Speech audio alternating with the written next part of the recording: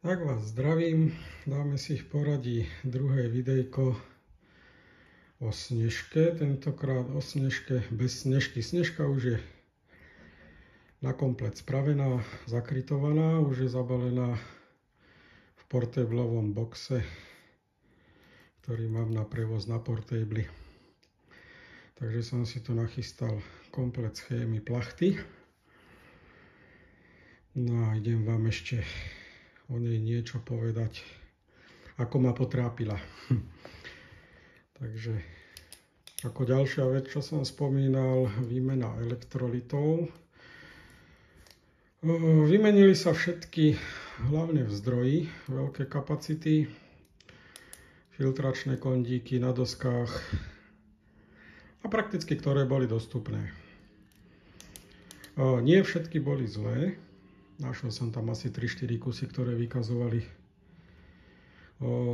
uhnutú kapacitu ozaj mimo tolerancie a zhoršené ESR-ko. Ale ono prakticky v takomto starom stroji už, keď sa vymenia kvalitnejšie elektrolity, tak už sa to nedá považovať za repas, ale za zveladenie. Všetko to pomôže. Takže elektrolity v hlavnom zdroji, či už vo vetve pre 24V napájanie veľké kapacity, či vo vetve 12V napájania 2 mili 2 kondík, aj vo vetve 8V, čože pre 5V stabilizátor, 5V zdroj, 4 mili 7 kondík. To je čo sa týka zdroja.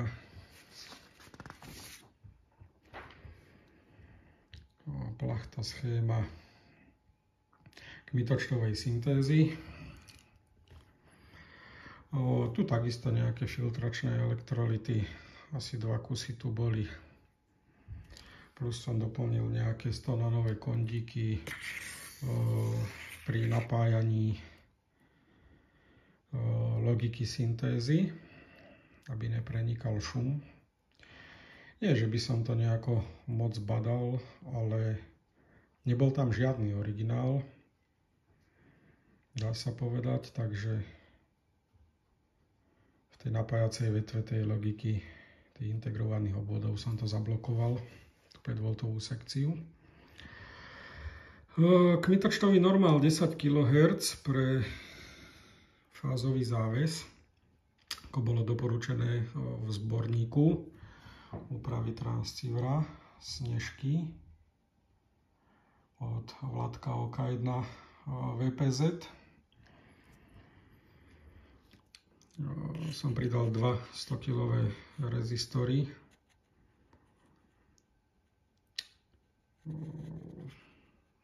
Aby tam nebolo náchylné na to, že by ten kmitočtový normál padol, tak vlastne sa tam urobilo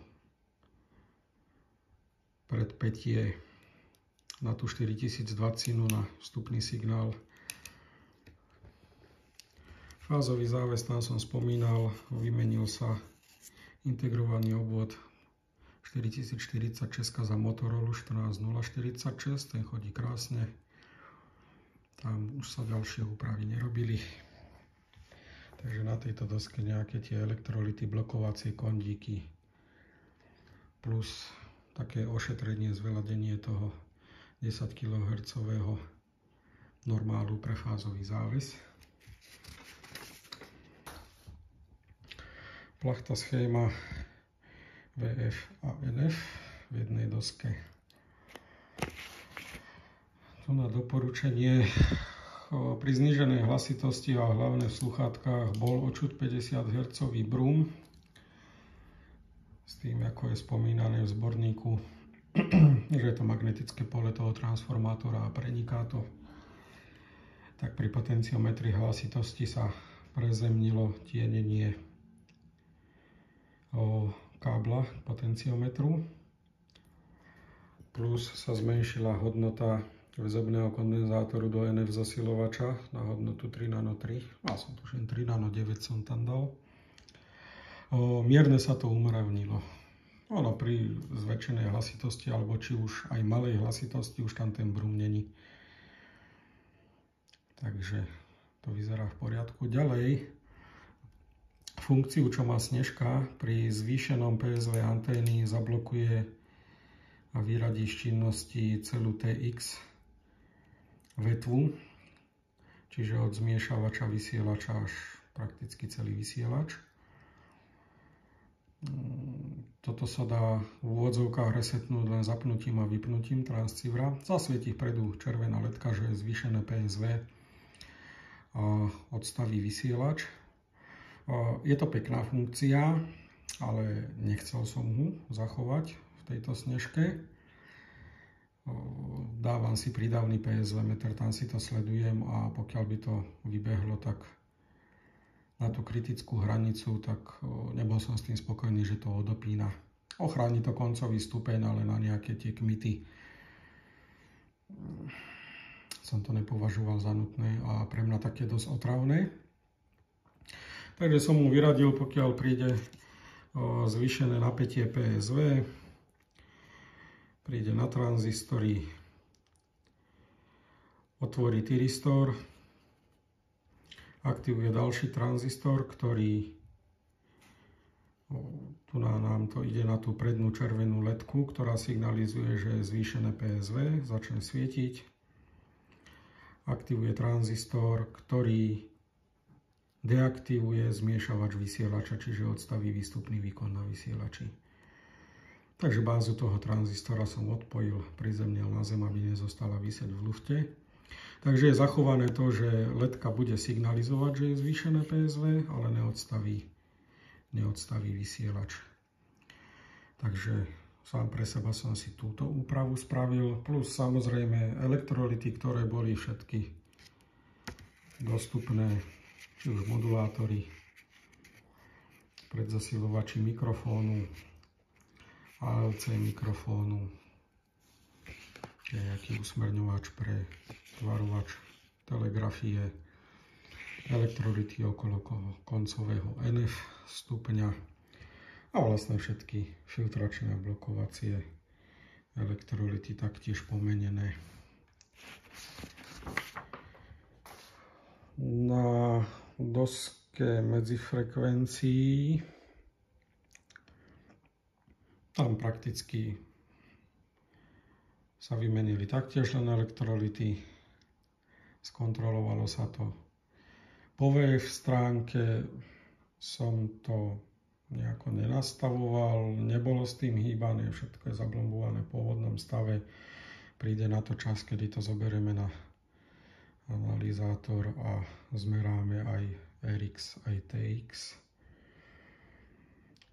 Tuto máme vlastne zmiešavač toho vysielača a budiaci VF stupeň. A tu nám prichádza to napätie toho zvýšeného PSV antény a zablokuje nám zmiešavač vysielača, čiže nejde žiadny výkon smerom ďalej. Tu sú nejaké kľúčovacie obvody, prepínacie obvody módu USB-C, LSB, napätia, takže všetky elektrolyty aj na tejto doske. No, keď to všetko bolo spravené, išiel som dotiahnuť ešte koncový stupeň na Snežke, čiže skontrolovať výkon, prípadne časom dotiahnuť kapacitné trimre na čo najväčší výkon s pripojením malého čínskeho analyzátoru, aby som videl, čo je na vývstupe, čo sa tam deje. No, tu nám ma to trošku potrápilo. Koncový stupeň je pekne samostatné na plošnom spoji. Zozadu transceivera na chladiči. Všetko je na poriadku, aj bolo na poriadku, ale jedna neduha, kapacitné trimre, teslácké čierne kocky, fóliové, v tomto prípade 1, 2, 3, 4, 5, 6 kusov 25 pikofaradových. Ako náhle sa ich človek dotknul, vypadával, výkon bol, nebol, škrkalo, bol, nebol. Prakticky pri všetkých 6 kusoch. Tieto kapacitné trimre, tie kocky majú takú neduhu.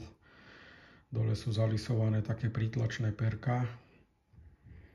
No a keď sa na tie kapacitné trimre trošku pritlačí šrobováčikom, alebo dajme tomu izolovaným šrobovákom pri ladení, dielektrickým, plastovým alebo keramickým, takto zalisované perko, ktoré sa dole otáča, robí prítlak, kontakt, tak sa premačkne, no a kontakt stratí. Čiže na všetkých tých 6 kusoch tie kapacitné trimre mali 0,5 mm vôľu, nemalo to kontakt, prskalo to, vypadávalo, nešlo. Len v určitých polohách a samozrejme zrovna v tých polohách, ktorých som nepotreboval. Takže musel som koncový stupeň poodpájať, vybrať von, vymeniť všetkých 6 kapacitných trimrov. Sice za klasické fóliové ščíny, také 27 pikové, alebo 30 pikové, také zelené. Ale aspoň, aj keď síce ščíny, ale aspoň kvalitnejšie prelisované a drží to, je to stabilné. Takže vymenili sa tie kapacitné trimre v tom koncovom stupni. Celý koncový stupeň sa zladil. Snežka ako taká pri telegrafe, pri zakľúčovaní telegrafu dáva momentálne nejakých 6,5 W do 7 W. Viac som z toho nedostal. Pri niektorých snežkách som dostal niečo do 8 W a to už bol zázrak. Takže tých 10 W je takých úvodzovkách. Takže koncový stupeň taktiež zladený. Trošku teplovodivej pasty. Elektrolyty tuto ani žiadne, dá sa povedať, sú nejaké není. Sú tam, mám taký pocit, len tantaly. Jeden blokovací, druhý blokovací. A to je, mám taký pocit, aj všetko, len 2 tantaly sú tam, takže tie som nechal. Takže ešte ma potrápil koncový stupeň. No, snežka je kompletne funkčná, pekne moduluje, prerobil sa mikrofón, nejaká klasický CB-čkový, dynamická vložka 600 ohmová. Je to odskúšané. Chlapi hovorili, že modulácia perfektná, nejaký postranný záznej alebo tón aj v blízkosti ďalšej stanice nebolo počuť. Na spektráku to vyzeralo úplne v poriadku, by som povedal. Ten odstup je tam fajn, je dobrý. Pokiaľ sa podarí, tak budúcu sobotu by som chcel vybehnúť tu nahore nad Starou Túrou, asi na Palčekové na kopec, zoberiem malú jaginku a pôjdem to ešte poskúšať. Nejaké spojenie. A potom natvrdo vyskúšame na 3. subregionáli. By som mu chcel potrápiť. Uvidím, možno k tomu dám nejaký koncový stupeň KT 930 alebo niečo, aspoň nejakých 32 tíkov, nech to dá. Alebo sa s tým pohrám aj len takto 6-7 W. Uvidíme. Takže snežka číslo 189 z 89. je na komplet spravená. No a potom si dáme ešte jedno videjko na finále z toho kopčeka. Ako to počúva, je tu počuť jeden rakúsky maják, možno ich bude aj viac. Na tom Palčekovom tu na to nemám až tak otestované, čo sa týka majákov, ale ten rakúsky pôjde určite.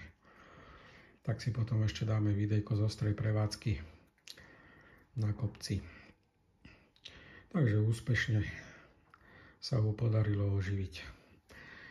Tak vám prajem príjemný, pekný deň. Dneska máme 31 stupňov, mi to tu ukazuje na slnku. Tak, chce to niečo chladené a pozrieť si dobrý film. Tak vám prajem pekný deň.